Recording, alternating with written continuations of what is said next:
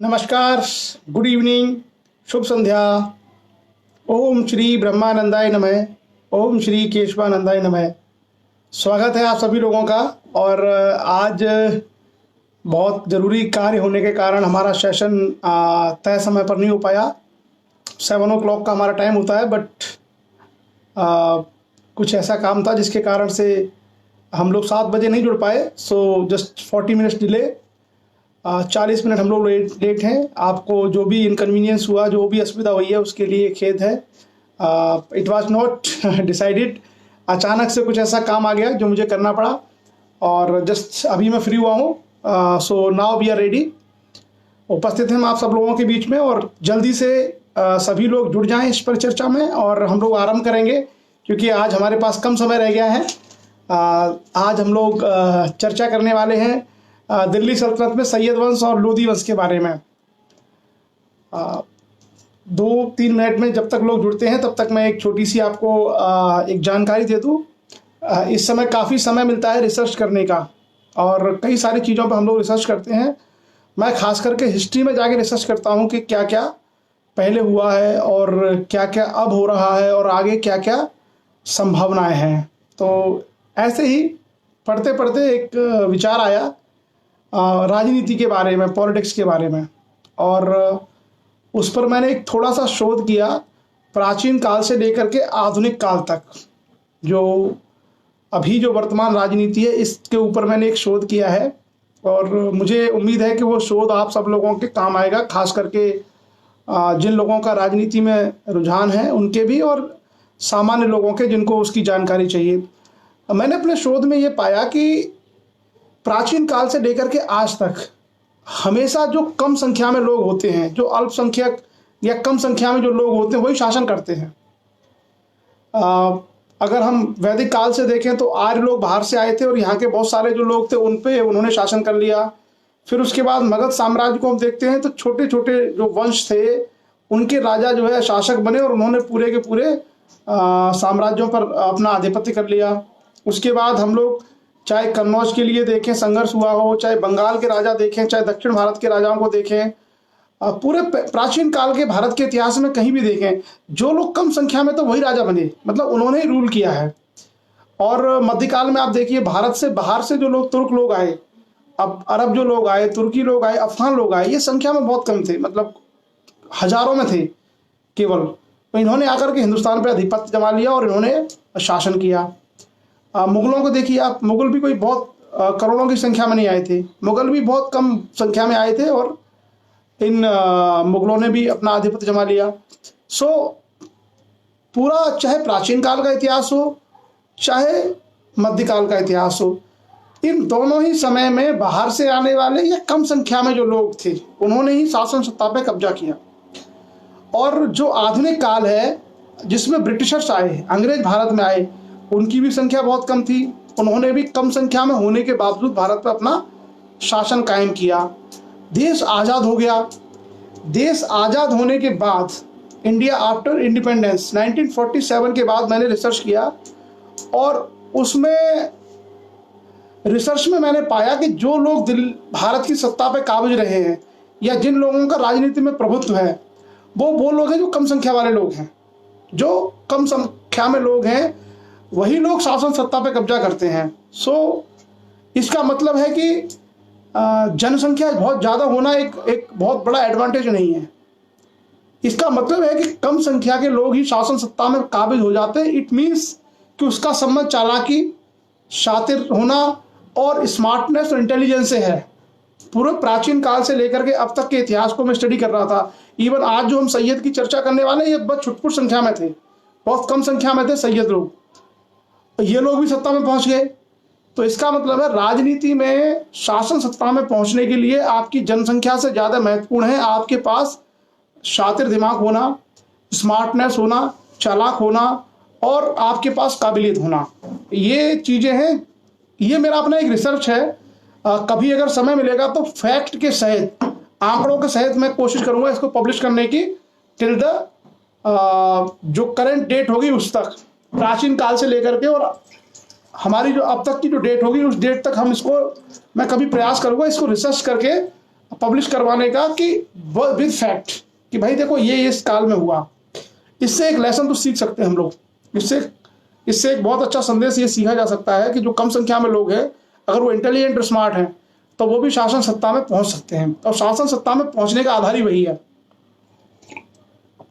सो चलिए, आज समय कम है, सीधे टॉपिक्स की बात करेंगे, और जितना जल्दी हो सके उतना जल्दी हम लोग अपना जो समय है उसमें उसको पूरा करने का प्रयास करेंगे। कल हम लोगों ने बात की थी तुगलक वंश के बारे में, और तुगलक वंश में हमने चर्चा की थी गयासुद्दीन मोहम्मद तुगलक, मोहम्मद बिन तुगलक और फिरोज शाह तुगलक। इन 3 लोगों के बारे में चर्चा की थी। तीनों लोगों की विजय कौन कौन सी थी, तीनों लोगों के योगदान क्या क्या थे, और तीनों लोगों ने कौन कौन से कार्य किए, इन सब की चर्चा हम लोगों ने कल की थी। अंतिम जो तुगलक शासक था नासिरुद्दीन महमूद तुगलक, उसके समय हमने सुना था कि 1398 ईस्वी में तैमूर लंग ने भारत पर आक्रमण कर दिया और उसने दिल्ली को और भारत को लूट करके तहस नहस कर दिया, और दिल्ली को तो पूरा उसने बर्बाद कर दिया। किसने? तैमूर। और तैमूर पूरे भारत को रौंद के चला गया। उसके बाद तुगलक वंश की नींव भी हिल गई और तुगलक वंश एक तरीके से समाप्त ही हो गया। सैयद वंश के कुछ लोगों ने उस समय तैमूर का साथ दिया था, इसलिए तैमूर ने जाते जाते उन लोगों को पश्चिमोत्तर एरिया का गवर्नर बना दिया। इसी में से आगे चल करके खिज्र खां नाम के व्यक्ति ने दिल्ली में सैयद वंश की नींव डाली और तुगलक वंश की समाप्ति कर दी। तो जो सैयद वंश था, उस सैयद वंश का शासनकाल भारत में 1414 से लेकर 1491 ईस्वी तक, ज़्यादा लंबा समय इनको नहीं मिला। अगर हम देखें तो एक तरीके से कुल मिलाकर के 36 साल इन लोगों ने राज किया, सैयद वंश के लोगों ने। और सैयद वंश के जो शासक थे, बेसिकली ये अपने आप को मोहम्मद का वंशज कहते थे। जो पैगंबर साहब थे, पैगंबर मोहम्मद, उनका वंशज कहते थे सैयद लोग। और आपको पता होगा कि सैयद जो है मुसलमान, उसमें सबसे ऊपर के लोग होते हैं। मुस्लिम समाज में सबसे ऊपर के जो लोग होते हैं वो सैयद कहलाते हैं, और वही अपने आप को पैगंबर मोहम्मद का सीधा वंशज कहते हैं। तो इन लोगों ने लगभग 36 साल तक दिल्ली पर शासन किया, और खिज्र खां नाम के व्यक्ति ने नॉर्मल हुई तो फिर वो तुगलक सुल्तान को हटा करके दिल्ली का सुल्तान बन गया। उस समय दिल्ली पर दौलत खां लोधी नाम के एक व्यक्ति की सत्ता थी, जो उसको चला रहा था किसी तरीके से। उसके बाद जो खिज्र खां था, खिज्र खां कोई सुल्तान का पद धारण नहीं कर पाया था, क्योंकि वो तैमूर के एक तरीके से गवर्नर के रूप में, मातहत के रूप में ही कार्य करता रहा, और जब तक वो सुल्तान का पद ग्रहण करता तब तक उसकी मृत्यु हो गई। क्लियर? खिज्र खां की मृत्यु के बाद 1421 में मुबारक खां सत्ता पर बैठा, और मुबारक खां के काल का जो विवरण है, इसके समय में एक किताब लिखी है, एक इतिहासकार थे उस काल के, याहिया बिन अहमद सरहिंदी। याहिया बिन अहमद सरहिंदी, उन्होंने तारीख मुबारक शाही करके एक पुस्तक लिखी है मध्यकालीन इतिहास के ऊपर। और मुबारक शाह खिलजी का जो शासनकाल है, उस शासनकाल का सारा विवरण उस तारीख मुबारक शाही में मिलता है। आपको ऐसी बहुत सारी किताबें मिलेंगी मध्यकाल में, जैसे तारीख मुबारक शाही, तारीख फिरोज शाही, तारीख अकबर, ऐसी किताबें आपको मध्यकाल में बहुत मिलेंगी। मतलब डेट वाइज विवरण होता था, और राजा के जो कार्य थे सुल्तान के, उन कार्यों का प्रशंसात्मक विवरण उस किताबों में मिलता था। मुबारक खान के बाद मोहम्मद खां, और उसके बाद आलम शाह शासक बने खिलजी वंश के छोटे छोटे तक। मैंने कहा कुल शासन 36 साल तक का था, और कोई बहुत बड़ी उपलब्धि इन लोगों की नहीं है, बल्कि दिल्ली का जो शासन है वो सिमट गया था। दिल्ली, इनकी जो सत्ता है सिमट गई थी, क्योंकि ये लोग सैयद लोग कभी लड़ने झगड़ने में पड़ते नहीं थे, तो कहीं बाहर जाके इन्होंने राज्य का विस्तार किया नहीं। तो दिल्ली सल्तनत एक तरीके से क्या हो गई, लिमिटेड हो गई, सीमित हो गई दिल्ली के आसपास तक। उसके बाद जो आलम शाह था, अंतिम जो सैयद वंश का शासक, उसको हटा करके बहलोल लोदी जो था वो एक अफगान था, और उसने दिल्ली की सत्ता पर कब्जा कर लिया, और एक तरीके से भारत में एक नए वंश की नींव डाली, जिसे इतिहास में हम लोग जानते हैं लोधी वंश के नाम से, लोधी वंश। अब कई लोगों को यहाँ पर एक सवाल उठता है लोधी और लोधी के बारे में। कई लोगों के मन में सवाल आता है, मुझसे कई लोगों ने पूछा था कि ये लोधी वंश और लोधी वंश एक ही था क्या? जो लोधी हिंदू हैं, अगर हम इनका इतिहास देखें तो इनका जो पुराना इतिहास है वो जाता है लुधियाना, पंजाब और उससे आगे तक। मतलब पाकिस्तान में बहुत सारे एरियाज में लोधी वंश के लोग पहले रहा करते थे जब भारत और पाकिस्तान एक था, और वो सारा का सारा क्षेत्र हिंदू आबादी से संबंधित रहा होगा। तो कुछ इतिहासकारों का जो नवीन रिसर्च हो रही है, जो नए अनुसंधान हो रहे हैं, उन नए अनुसंधानों के अनुसार कुछ इतिहासकार इस बात को मानते हैं कि जो लोधी हिंदू हैं, इन्हीं में से कुछ लोगों ने अपना धर्म परिवर्तन करके इस्लाम को अपना लिया था और ये लोग लोधी कहे जाते थे। उसी तरीके से ये इतिहासकारों का मत है। इसी तरीके से कुछ इतिहासकारों का मानना है कि राजस्थान में जो लोधी या लोधा लोग रहते थे, इनमें से कुछ लोगों ने जैन धर्म को अपना लिया था और वो लोधा हो गए थे, लोढ़ा। तो ये अपनी अपनी थ्योरीज है, इसके बारे में कोई बहुत स्पष्ट रिसर्च अभी तक नहीं है, लेकिन एक संभावना बनती है। क्यों? क्योंकि धर्म परिवर्तन उस जमाने में होना आम बात थी। जैसे किसी राजा के प्रभाव में लोग धर्म परिवर्तन कर लेते थे या किसी और वजह से लोग धर्म परिवर्तन करते थे। जैसे आप देखेंगे कि आज भी हिंदुस्तान में आप पाएंगे कि आपको सोलंकी मुस्लिम भी मिलेंगे, सोलंकी हिंदू भी मिलेंगे, आपको राजपूत मुस्लिम भी मिलेंगे, राजपूत हिंदू भी मिलेंगे। आपको जैसे मलिक जो है जाट होते हैं हरियाणा में, और उसके अलावा आप पाएंगे कि मलिक जैसे शोएब मलिक, पाकिस्तान में मलिक जो है मुस्लिम होते हैं। इसी तरीके से भारत में जो उत्तराखंड में भट्ट जो होते हैं वो ब्राह्मण होते हैं, जबकि जम्मू कश्मीर में जो मुस्लिम हैं वो भी भट्ट लिखते हैं। जैसे शाहीन भट्ट, गुलाम नबी भट्ट, इस तरीके से आपको नाम मिल जाएंगे।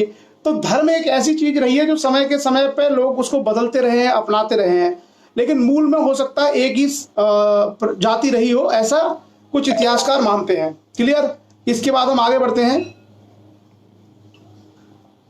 और आगे हम देखते हैं कि लोधी वंश का जो शासनकाल है भारत में वो 1451 से लेकर के 1526 ईस्वी तक रहा। और इस वंश में 3 राजा हुए, 3 जो दिल्ली के सुल्तान हुए। बहलोल लोधी जो इस वंश का संस्थापक था, उसके बाद सिकंदर लोधी और उसके बाद इब्राहिम लोधी। ये लोग अफगान थे, यानी जो बहलोल लोधी, सिकंदर लोधी और इब्राहिम लोधी थे, ये अफगान लोग थे। और इससे पहले दिल्ली सल्तनत पर जितने लोग राज कर रहे थे वो सभी के सभी तुर्क थे, यानी तुर्किस्तान मूल के थे, टर्की मूल के थे। और ये जो लोग थे, तो भारत में पहली बार अफगान वंश की स्थापना हुई, यानी ऐसे लोग जो अफगान मूल के थे उनकी भारत में सत्ता स्थापित हुई। और बहलोल लोधी के बारे में, बहलोल लोधी 1451 में 1451 में दिल्ली का सुल्तान बना। और इसके समय भारत में इसके सबसे तगड़े विरोधी थे जौनपुर के शर्की शासक। जौनपुर में एक शर्की मुस्लिम शासक थे, वो दिल्ली सल्तनत के सबसे बड़े विरोधी थे। तो बहलोल लोधी ने बहुत बड़ा अभियान छेड़ा शर्की शासकों के खिलाफ। अगर आप लोग कभी जौनपुर गए होंगे तो जौनपुर में अटाला मस्जिद है, वो शर्की शासकों ने बनवाई थी, बहुत बड़ी मस्जिद है जौनपुर में, अटाला मस्जिद। तो शर्की वंश के जो शासक थे उन्होंने बनाई थी। तो एक तरीके से दिल्ली सल्तनत और जौनपुर के बीच में संघर्ष हुआ, और जिसमें जौनपुर को पराजित किया, जौनपुर के शर्कियों को पराजित किया बहलोल लोधी ने। आपको पता होगा जौनपुर की स्थापना फिरोज शाह तुगलक ने की थी, और फिरोज शाह तुगलक ने अपने बड़े भाई जौना खां की याद में जौनपुर बसाया था, और बाद में चल करके दिल्ली सल्तनत से बहुत सारे मुस्लिम वहां पर बस गए थे। तो कुल मिलाकर के जौनपुर में शर्की वंश ने अपनी सत्ता स्थापित कर ली थी, शर्की राजाओं ने, और उनके और दिल्ली सल्तनत के बीच में युद्ध हुआ, जिसमें अंत में बहलोल लोधी ने जौनपुर के शर्की राजाओं को हरा तो दिया, लेकिन उनको समाप्त नहीं किया। इसलिए भारत में जौनपुर शिक्षा का और इस्लामी संस्कृति का एक बहुत बड़ा केंद्र बन गया। वहाँ बहुत सारे मदरसे थे। जौनपुर को आज भी पूर्व का शिराज कहा जाता है। आप लोग कहीं अगर पढ़ने को आपको मिलेगा तो जौनपुर को आज भी पूर्व मतलब ईस्ट का शिराज कहा जाता है। शिराज पश्चिम में एक मुस्लिम कला, साहित्य और संस्कृति का बहुत बड़ा शहर है, तो इसकी तुलना की जाती है जौनपुर के साथ में। बहलोल लोधी का पुत्र था निजाम खां। बहलोल लोदी की 1489 ईस्वी में मृत्यु हो गई। और बहलोल लोदी का एक पुत्र था जिसका नाम था निजाम खां, जो आगे चल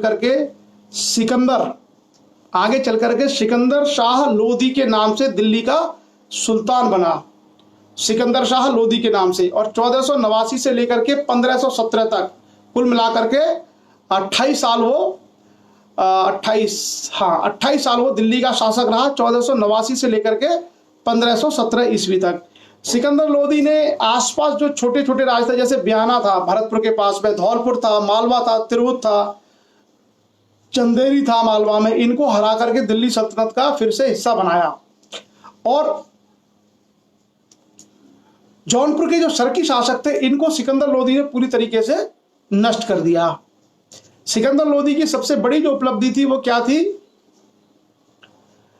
जो आगरा शहर है, आगरा शहर को बसाने का काम सिकंदर लोदी ने किया 1504 ईस्वी में। तो आगरा पहले कोई शहर नहीं था, आगरा शहर को 1504 ईस्वी में सिकंदर लोदी ने बसाया था। और आगरा से पुराना फिरोजाबाद है, आगरा के पास में जो फिरोजाबाद शहर है वो आगरा से पुराना है। फिरोजाबाद को फिरोज शाह तुगलक ने बसाया था और सिकंदर लोदी ने आगरा शहर को बसाया। बाद में चल करके उसने आगरा को अपनी राजधानी भी बनाया। और आप देखेंगे कि अकबर के समय जाकर के आगरा जो है भारत की राजधानी हो गया था। अकबर के समय अकबर ने जो अपनी राजधानी बाद में आगरा ही शिफ्ट कर ली थी। तो आप देखेंगे कि अकबर, शाहजहां, ये सब लोग आगरा से ही शासन करते थे। और इसलिए आपने देखा हुआ आगरा में बहुत बड़ा किला, फतेहपुर सीकरी के बहुत सारे महल, ताजमहल, एतमादुल्ला का मकबरा, आपको बहुत सारी चीजें आगरा में मिलेंगी। इसी वजह से, क्योंकि आगरा पहले कुछ नहीं था, यमुना नदी के किनारे। क्योंकि दिल्ली में क्या था कि दिल्ली में सुरक्षा का एक बड़ा खतरा था, पश्चिम से जब भी आक्रमण होता था। अभी देखना होगा सिकंदर लोदी के बाद जो अगला व्यक्ति आएगा उसके समय आक्रमण होगा, तो दिल्ली के लिए हमेशा खतरा रहता था कि दिल्ली पर हमले होने की संभावना पश्चिमोत्तर से बहुत होती थी। तो इस चीज को ध्यान में रखते हुए थोड़ा सा दक्षिण की ओर वो अपनी राजधानी ले गया सिकंदर लोदी, और उसने आगरा शहर की स्थापना की। उसके बाद सिकंदर लोदी के बारे में एक और चीज है, उसने भूमि की माप के लिए एक गज का प्रयोग किया, जिसे गज ए सिकंदरी कहा जाता है। आप लोग जानते होंगे मीटर होता है, मीटर की तरह एक गज भी होता है। कपड़ा पहले गज में ही लोग लेते थे कि इतने गज कपड़ा दे दो, तो उसने गज ए सिकंदरी करके एक गज चलाया था, जिसके माध्यम से भूमि माप वगैरह का कार्य होता था। और भूमि माप की बहुत सारी व्यवस्थाएं, बहुत सारी चीजें उसने की थी। और एक तरीके से दिल्ली सल्तनत के रेवेन्यू को इस्टेब्लिश करने का और दिल्ली सल्तनत को पुनः इस्टेब्लिश करने का उसने कार्य किया। किसने? सिकंदर लोदी ने। 1517 ईस्वी में सिकंदर लोदी की मृत्यु हो गई और उसकी मृत्यु के बाद उसका पुत्र इब्राहिम लोदी 1517 ईस्वी में दिल्ली का सुल्तान बना। दिल्ली क्या बेसिकली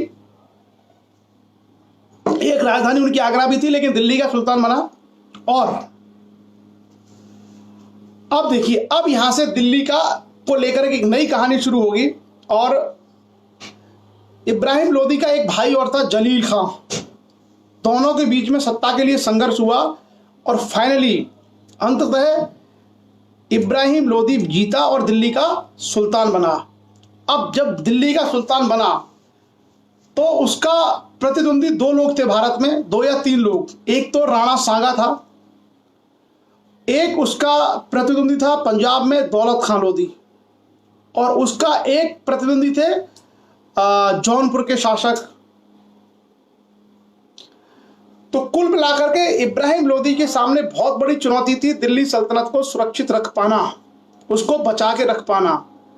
और ऐसे में इब्राहिम लोदी का लगातार संघर्ष दौलत खां लोदी के साथ में और राणा सांगा के साथ में चलता रहता था। 1518 ईस्वी में खतौली की एक लड़ाई हुई जिसमें राणा सांगा ने उसको हरा दिया, इब्राहिम लोदी को। और इब्राहिम लोदी क्योंकि दिल्ली का सुल्तान था, तो दिल्ली के सुल्तान को उस समय भारत का सुल्तान भी कहा जाता था। और इसी समय भारत पर एक सबसे बड़ी विपत्ति आई, और वो विपत्ति क्या थी? 1526 में। हाँ, एक और जो लोधी लाला भैया सिंह ने कहा है कि सिकंदर लोधी पढ़ा लिखा आदमी था और कविताएं लिखता था, वो साहित्यकार था। वो गुलरुखी के उपनाम से कविताएं लिखता था। जैसे ना आजकल लोग अपना टाइटल लगा लेते हैं कि फलाने सिंह बेधड़क, ढिकाने सिंह बेअदब, ऐसे लोग टाइटल लगा लेते हैं ना, ऐसे ही सिकंदर लोधी गुलरुखी के नाम से कविताएं लिखता था। बड़ा पढ़ा लिखा आदमी था। और आलम खां लोधी, दिलावर खां लोधी, दौलत खां लोधी, ये अफगान लोग थे जो उसी के विरोधी थे। उसके अलावा राणा सांगा उसका विरोधी था। और जौनपुर में जो शर्की शासक थे उनके जो लोग थे वो भी उसके विरोधी थे। अंत में कुछ लोगों ने षड्यंत्र किया और बाबर को इनवाइट किया कि आप आइए और आप इब्राहिम लोधी पर हमला कीजिए, हम आपके साथ हैं। तो बाबर तो उस अफसर की ताक में था। बेसिकली बाबर जो फरगना का रहने वाला था, मध्य एशिया। और ये लोग जो मुगल थे बेसिकली ये बहुत ऐसे प्रदेश से आए थे जहां पर बहुत संसाधन नहीं थे। बाबर को मौका मिला और बाबर ने भारत पे हमला करने का फैसला किया। इतिहासकारों का यह मानना है कि भारत की ही कुछ शक्तियां, खास करके दिलावर खां लोधी, आलम खां लोधी जैसे लोगों ने उसको बुलाया, आमंत्रित किया। जो भी रहा हो, बहरहाल पूरी तैयारियों के साथ बाबर आया और बाबर ने भारत पर हमला कर दिया। ये बात है 1526 ईस्वी की। इब्राहिम लोधी अपनी सेनाओं के साथ दिल्ली से करीब करीब 200 किलोमीटर दूर पानीपत में जाकर के अपनी सेनाएं लेके गया और पानीपत में एक बहुत भयंकर युद्ध हुआ। और उस युद्ध में बाबर ने इब्राहिम लोधी को पराजित कर दिया और इस तरीके से भारत से लोधी वंश की समाप्ति हो गई और नए शासकों के रूप में मुगलों का भारत में आगमन हुआ। और मुगलों के बादशाह के रूप में पहला व्यक्ति था बाबर। और बाबर ने भारत पर कब्जा करके दिल्ली को अपनी राजधानी बनाया और करीब करीब 4 साल तक बाबर भारत में रहा, 1526 से लेकर 1530 तक। बाबर की कहानी हम लोग कल देखेंगे।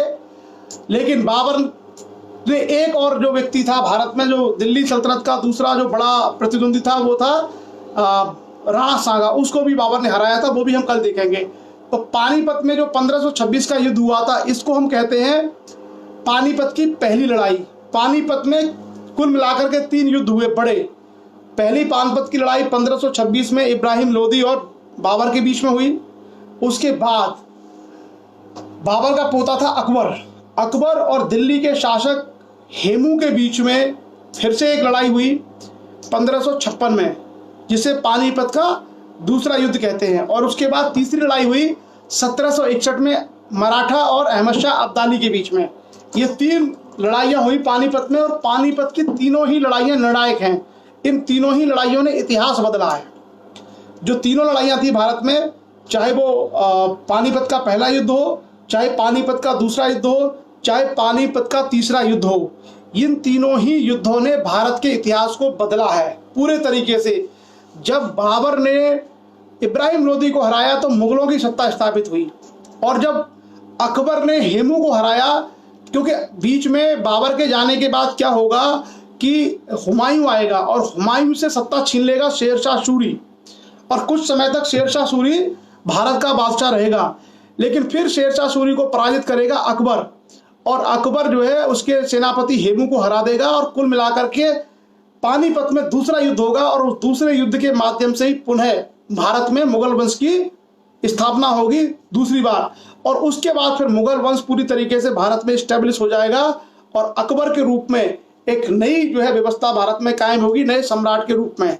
तो ये चर्चा कल से हम लोग मुगलों के बारे में करेंगे। आज छोटे छोटे से 2 टॉपिक थे, सैयद वंश के राजाओं के बारे में और तुगलक लोधी वंश के राजाओं के बारे में। लोधी वंश के राजाओं के बारे में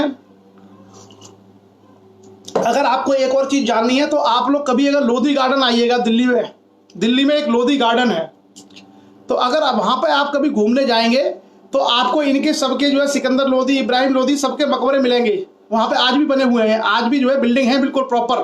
तो आज भी आप जाकर के उनकी सारी इमारतें देख सकते हैं। सैयद वंश के जो राजा हैं उनके मकबरे भी आप देख सकते हैं दिल्ली में, कुतुब मीनार भी आप देख सकते हैं, तुगलक वंश के राजाओं के भी आप कब्रें और ये सब देख सकते हैं।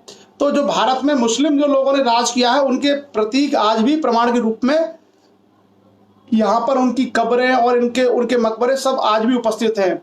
और लोधी गार्डन कभी आप घूमने जाएंगे तो आपको ये सारी चीज़ें देखने को मिल जाएंगी, उन पर सब कुछ लिखा हुआ है डिटेल में। तो जब कभी आप दिल्ली घूमने आए, अभी नहीं, अभी तो कोरोना है, जब दिल्ली विल्ली सब खुल जाए कभी घूमने आया करें, तो किसी भी ऐतिहासिक इमारत पर जाकर के वहाँ जो बोर्ड लगा होता है उस बोर्ड को आप पढ़ेंगे, उस पर जानकारी मिलती है कि ये किस समय का है, किस शासक ने बनवाया था और ये क्यों यहाँ पर लगा हुआ है, इसके पीछे क्या कारण रहे थे और इसकी क्या उपलब्धियां थी। तो इतिहास के बारे में यदि आपको जानना है तो थोड़ा सा ये प्रयास जरूर किया करें कि किसी भी ऐतिहासिक स्थल पर आप घूमने जाएं तो आप उस ऐतिहासिक स्थल का एक तरीके से परीक्षण करें कि किस काल का है, और उस पर जो साइन बोर्ड है और उस पर जो एक जो पट्टिका लगी होती है उसमें पूरा विवरण होता है। तो उससे भी हमारा ज्ञान बढ़ता है, उससे भी हमारी जानकारी बढ़ती है। और खास करके कोशिश किया करें कि उसको लिख करके ले आए, कोई डायरी वगैरह में लिख करके ले आए। जब भी आपका ऐतिहासिक इमारतों को देखने का मन किया करे तो आप उसको लिख करके लेके आए करें डायरी में, ताकि आपको वो चीज़ें हमेशा के लिए याद रहे और आपका स्थापत्य का, कला का, संस्कृति और इतिहास का ज्ञान समृद्ध हो सके। क्लियर? जैसे लाल किला देखने जाएंगे आप दिल्ली में, तो दिल्ली में जो रेड फोर्ट है वो शाहजहां ने बनवाया था, वो उसके सब के बारे में हम लोगों को ये सारी चीज़ें देखनी चाहिए कि इसमें क्या क्या है अंदर, कौन सी इसमें मस्जिद है, क्या इसके अंदर जो दीवाने खास है, दीवाने आम है, उसमें कौन बैठता था। इससे हमारी नॉलेज बढ़ती है। क्लियर? सो चलिए, आज का सेशन छोटा ही रहा पर दोनों हमारे टॉपिक्स कवर हो गए। सल्तनत काल का पूरा प्रशासन सेम था जो हमने अलाउद्दीन खिलजी के समय चर्चा की थी, वही सब अधिकारी थे, उसी तरह की इकोनॉमी थी, बस ये का शासन छोटे हो गए। वो सारी जो फीचर्स हमने ऑलरेडी देख चुके हैं वो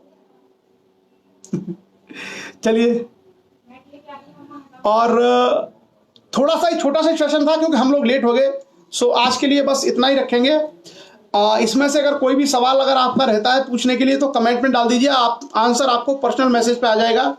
और आपका यदि मन करे तो आप इसको पढ़ भी लीजिएगा, छोटे छोटे सेशन हैं दोनों, खलजी ये सैयद वंश और लोधी वंश के बारे में। मॉर्निंग में हम लोग मिलेंगे संविधान के साथ, बहुत सारे सवालों के साथ। आप लोग तैयारी करके आइए, कल हम लोग कुछ संविधान के ऊपर पजल्स खेलेंगे और थोड़ा सा अच्छे सवाल पूछेंगे। क्लियर? सो आज के सेशन के लिए बस इतना ही। समय थोड़ा सा लेट हो गया था तो ज़्यादा लंबा नहीं रखेंगे, आप लोगों ने इंतजार किया